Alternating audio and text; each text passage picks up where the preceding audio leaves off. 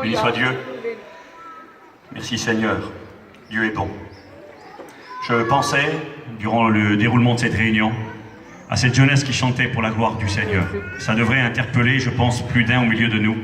Il y a maintenant quelques années en arrière, une réunion comme ce soir avait lieu. Regardez vers ici, c'est pas grave, des gens vont s'asseoir, c'est bien, merci Seigneur. Il y a quelques années en arrière, donc une réunion avait lieu sous un chapiteau. Et cette réunion, elle avait lieu en Afrique. Et puis, pendant que cette réunion se déroulait, un groupe d'hommes est rentré dans la réunion. Écoutez ce témoignage, c'est un témoignage vrai que vous pourrez éventuellement écouter si vous le recherchez. C'est le témoignage d'un homme qui s'appelle Stephen Lungu. Et cet homme va arriver donc dans ce chapiteau où l'évangile était annoncé. Il n'est pas venu à la réunion pour être touché par Dieu. Il n'est pas venu à la réunion pour que Dieu lui parle.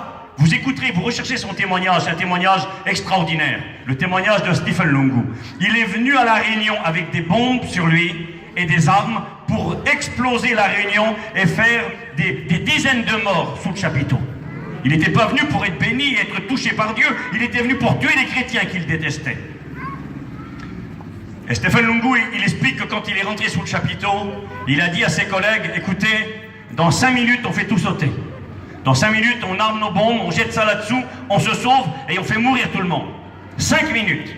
Et d'ailleurs cet homme dira par la suite que si on donne 5 minutes à Dieu, notre vie peut être transformée. Alléluia. Il a donné 5 minutes, il est rentré, quand il est rentré comme ce soir, c'était des jeunes, il y avait une jeune fille qui chantait.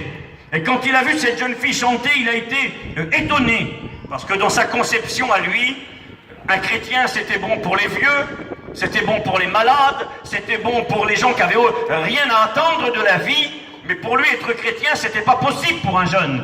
Et quand il a vu cette jeune fille chanter, il a été interpellé. Alors il a attendu quelques instants de plus. Et le pasteur a commencé à prêcher.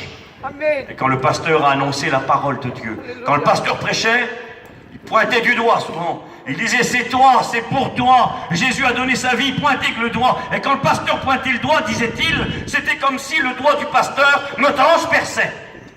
Et il expliquait que quand le pasteur pointait du doigt, il disait, je me baissais et je me cachais. Et à un moment donné, dit-il, j'arrête avec ce témoignage, à un moment donné, dit-il, il a sorti son pistolet et il a braqué son copain à côté. Et il a dit à son copain, je vais te tuer. Il a dit, c'est toi qui as été dire ma vie à ce pasteur. C'est pour ça qu'il parle de moi. Le copain a sorti son arme, il lui a dit, non, c'est toi qui as raconté ma vie au pasteur. Et pour vous couper au court, les quelques minutes se sont écoulées. Comme c'était convenu, les collègues ont fait sauter les bombes, il y a eu plein de morts ce soir-là. Et lui, il a traversé l'église, tout le monde s'était enfui. Il est venu voir le pasteur, il a braqué le pasteur et il lui a dit, parle-moi de Jésus.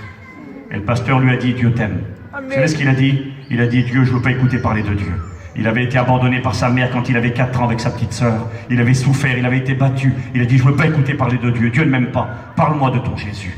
Et en quelques instants, ce terroriste qui était venu pour tuer les chrétiens, des gens avaient été assassinés ce soir-là, est tombé à genoux devant le pasteur, a rencontré Jésus. Et est devenu un serviteur de Dieu, un évangéliste avec une grande renommée. Il a servi au dessein de Dieu. Il était illettré. Il a appris à parler 10 langues couramment. Et des dizaines d'années plus tard, il prêchait un soir l'évangile dans une réunion. Une femme est venue devant lui malade, dans un état de grande détresse.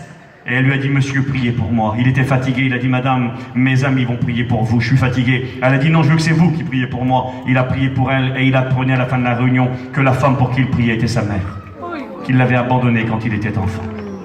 Un témoignage que je vous invite à écouter, pas pour glorifier monsieur Stephen Lungu, mais pour glorifier Jésus qui est tout puissant. Amen. Jésus que si on lui donne 5 minutes, il peut changer nos vies. Amen. Il avait écouté le message de l'évangile, le message de la croix. Et ce soir, j'aimerais vous parler de ce message de la croix, du Christ crucifié.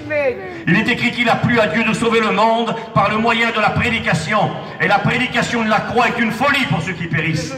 Mais elle est la puissance de Dieu pour le salut de quiconque croit. Je vais lire avec vous la Bible. Nous allons lire ensemble dans l'évangile de Matthieu, chapitre 27, à partir du verset 39. Et je fais la lecture pour vous. Verset 38, si vous voulez. Il est écrit, Jésus fut crucifié avec 2 brigands, l'un à sa droite et l'autre à sa gauche. Les passants injuriaient Jésus et secouaient la tête en disant, toi qui détruis le temple et qui le rebâtis en 3 jours, eh bien sauve-toi toi-même. Écoutez bien, si tu es le Fils de Dieu, descends de la croix. Les principaux sacrificateurs, avec les scribes et les anciens, c'est-à-dire les hommes religieux, se moquaient aussi de Jésus. Et ils disaient, il a sauvé les autres, il ne peut même pas se sauver lui-même. S'il est le roi d'Israël, qu'il descende de la croix, et nous croirons en lui. Il s'est confié en Dieu, et bien que Dieu le délivre, maintenant, si Dieu l'aime, parce qu'il a dit, je suis le Fils de Dieu. La Bible nous enseigne que Jésus fut crucifié entre 2 brigands élevés entre ciel et terre, et qu'au moment ultime où Jésus donnait sa vie sur la croix, l'agonie dura 6 heures de temps. Jésus fut crucifié le matin à 9 heures, et à 3 heures de l'après-midi, il rendit l'esprit, et il expira sur la croix. Et là, un défi lui est lancé. Un défi terrible. Les passants, les gens qui sont là, du peuple, les hommes religieux,